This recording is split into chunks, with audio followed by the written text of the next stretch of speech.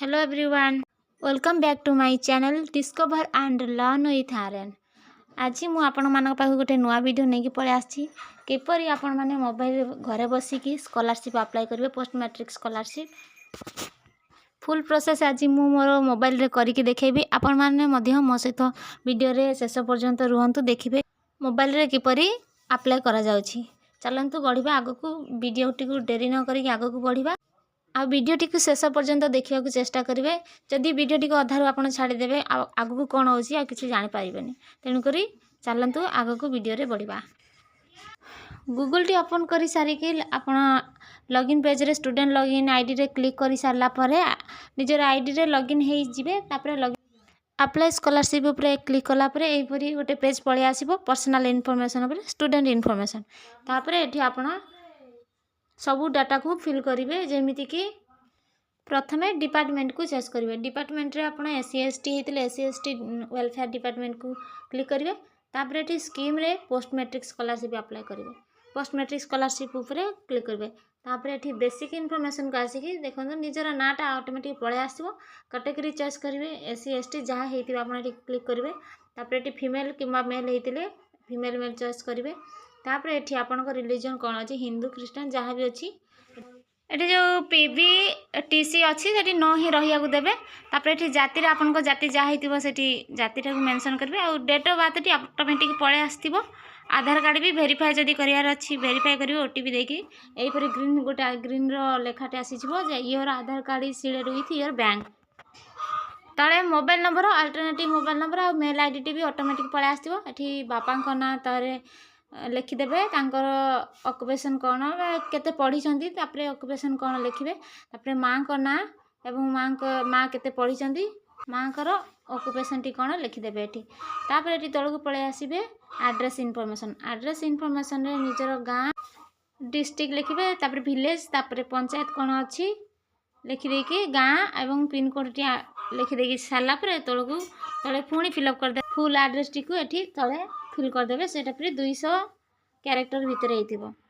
तले save and draft button रे click कलापर जदि सेव हे ड्राफ्ट हो जाऊँ नेक्स्ट बटन मारे नेक्स्ट हेल्ले आपण मैंने एकेडमिक सेक्शन को पलि आसबे। एजुकेशन क्वालिफिकेशन रे एठी मैट्रिक एनुअल को क्लिक करदे। तापर ये तले कोर्स रे जदि प्लस टू पढ़ुंट ताले 10th मार्कशीट को आड करेंगे 10th देवे। तापर केबे बोर्डटा कौन थिला BSc ओडिशा एठी लिखिदेवे। तापर पासिंग ईयर आपन कौन अच्छी कौ वर्ष आप पास कर सेटा को आड करेंगे। तापर रोल नंबर देवे 10th रोल नंबर तापर मार्क्स कि सिक्योर मार्क केते टोटाल मार्कटा केते धर 600 लिखिदेवे। 600 लिखला आप ऑटोमेटिक ये डाटा फिल हो ब्राउज उपर क्लिक करके मार्कशीट को अपलोड करदे। तापर तौक पलि आसबे तौक देखिए आपन कौटी पढ़ुं ओडिशा भितर कि ओडिशा बाहर ये विदिन स्टेट उपरे क्लिक करेंगे।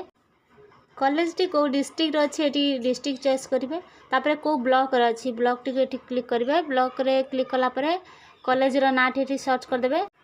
कॉलेज टी एंट्री कलापर तापर पलि आसबे ये आपण किपर पढ़ुं जेनेल भाव में पढ़ुं ना सेल्फ फाइनेंस रे पढ़ुं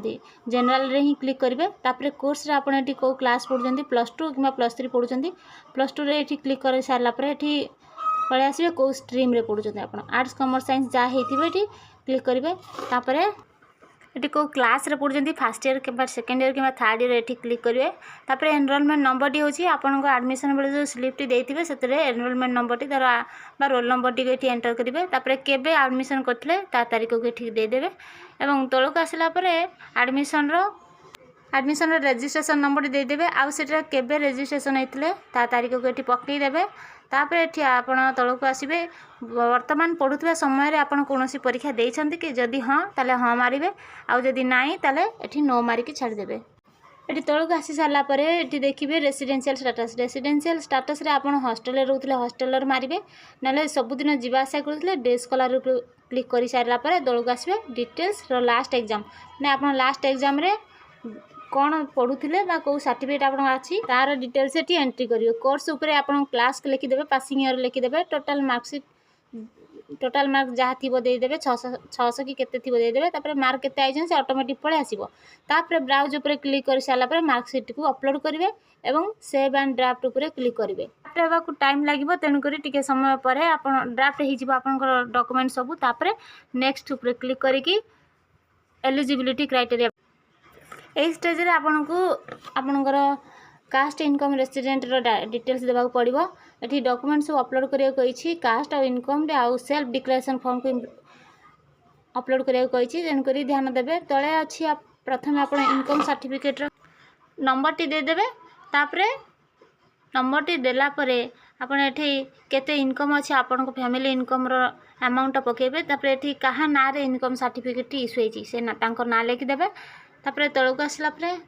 देखो इश्यूइंग अथॉरिटी रे एठी रेवेन्यू इंस्पेक्टर किबा तहसील को एठी क्लिक सिलेक्ट करिवे तांकर ये पोस्टिंग तापरे को दिन से सर्टिफिकेट इनकम सर्टिफिकेट केबे इशू हेछि डेट पके देबे तापरे तळे से इनकम सर्टिफिकेट को अपलोड कर देबे ब्राउज ऊपर क्लिक करके अपलोड कर देबे आ डॉक्यूमेंट 1 MB भितर ही हेबा कथा पीडीएफ फाइल रे हेबो तापरे आसी जिवे मैट्रिकुलेशन सर्टिफिकेट सेठी आपनकर कोन कि निजर इश्यूइंग अथॉरिटी रे आपण बीएससी ओडिसा लिखिबे तापरे तळे मार्कशीट को अपलोड करिवे ब्राउज रे क्लिक करके तापरे एठी देबा तळे कास्ट रो डिटेल्स देबा कास्ट सर्टिफिकेट नंबर टी पके देबे कहा ना रे एठी हेछि टू होम रे क्लिक करि साला परे एठी तांको ना लिखि देबे तापरे एठी इश्यूइंग अथॉरिटी रे रेवेन्यू इंस्पेक्टर लेखाबो तापरे एठी डेट टी पके देबे केबे कास्ट सर्टिफिकेट इश्यू करजंती ता डेट पके देबे कास्ट सर्टिफिकेट को एटी ब्राउज रे क्लिक करके अपलोड कर देबे आउ तळे दे जाय डिसेबिलिटी केस जहार डिसेबिलिटी थिबो तांकर से डिटेल्स एटी फिल करबे तापरे सेव एंड ड्राफ्ट रे क्लिक कला परे सेव हे जिवो तापरे राइट रे एटी नेक्स्ट बटन टी आसे नेक्स्ट रे क्लिक करला पर पहुंच जिवे एटी अकाउंट इन्फॉर्मेशन ऊपर एटी आईएफएससी कोड टी को एंटर करि साला पर एटी ऑटोमेटिक बैंक नेम पळे आसीबो तापरे एटी आपण निजर बैंक होल्डर को नाम लिखि देबे तापरे तांगा अकाउंट नंबर लिखिबे पुणी थे री अकाउंट नंबर लिखे डबल लिखा तापर ये आपन जदि आपण अकाउंट रे आधार कार्ड टी लिंक अच्छी तापर येस बटन रे क्लिक करेंगे और पासबुक रो फ्रंट पेज टी ये ब्राउज रे क्लिक करके अपलोड करेंगे मन रखु सबू डॉक्यूमेंट 1 MB भितर पीडीएफ फाइल रे हेबा कथा सब डिटेल्स फिल कला परे तापर एठी पुणी सेव एंड ड्राफ्ट रे क्लिक करेंगे जेहेतु मोटी किसी डॉक्यूमेंट फिल करूनी तेणु करी मोर एठी नेक्स्ट बटन देखौनी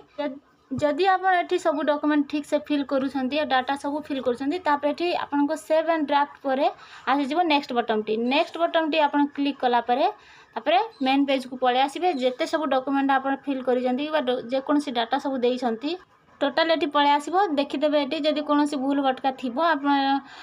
तापर ताकू एडिट करि परिबे एवं तळे दि जाइतो केतोटी बॉक्स दि जाइतो सब बॉक्स रे टिक मारी साला परे कन्फर्म ऊपर क्लिक कर देबे एप्लिकेशन टी सबमिट हो सारा पर यहीपरी आपन को कंग्रेचुलेसन आउ एप्लिकेशन आईडी टी बाहरी पड़ो देखो पूरा सक्सेसफुली आपन को एप्लिकेशन सबमिट हो गला तेणुक यहीपरी इंटरफेस टी पळे आसीबो तापर आपन एप्लिकेशन किपरि भाव चेक करेंगे यहीटारे देखो तले दि जाइए आपन अप्लाई कर गोटे पर्सन तेणुक एठे व्यू स्टेटस को चेक करेंगे ना व्यू एप्लिकेशन को चेक करेंगे व्यू एप्लिकेशन रे क्लिक कला परे आपन एप्लिकेशन टोटाल पळे आसीबो ताकू कोन करेंगे ऑनलाइन दुकान जाइकरी से निजर यूजर आईडी और पासवर्ड दे सारा पर एप्लिकेशन टी को डाउनलोड करी निज कॉलेज रे नहीं कि डिपॉजिट करदेवे मन रखिथे जेकोसी डॉक्यूमेंट आप अपलोड कले सब किसी को लेकिन कॉलेज रे देदेवे जहाद्वारा कि से आग को वेरीफाई करके गवर्नमेंट को फॉरवर्ड करदेवे ताहले जाइए आप स्कॉलरशिप पाई परिबे नहले कॉलेज रे सब किसी सबमिट न कले किसी पाइबेनी जो मैंने भी एपर्यंत पढ़े आसिले वीडियो शेष पर्यंत दयाकोरी लाइक करेंगे शेयर करेंगे आउ सब्सक्राइब करेंगे जमार भूलें आउ मते सपोर्ट करेंगे एमती आग को नुआ नुआ वीडियो पाइबा मते कमेंट माध्यम रे जणेबे जहाद्वारा आपन को जो टॉपिक रे दरकार थिबा वीडियो मते कमेंट रे जणेबे रहिली बाय बाय।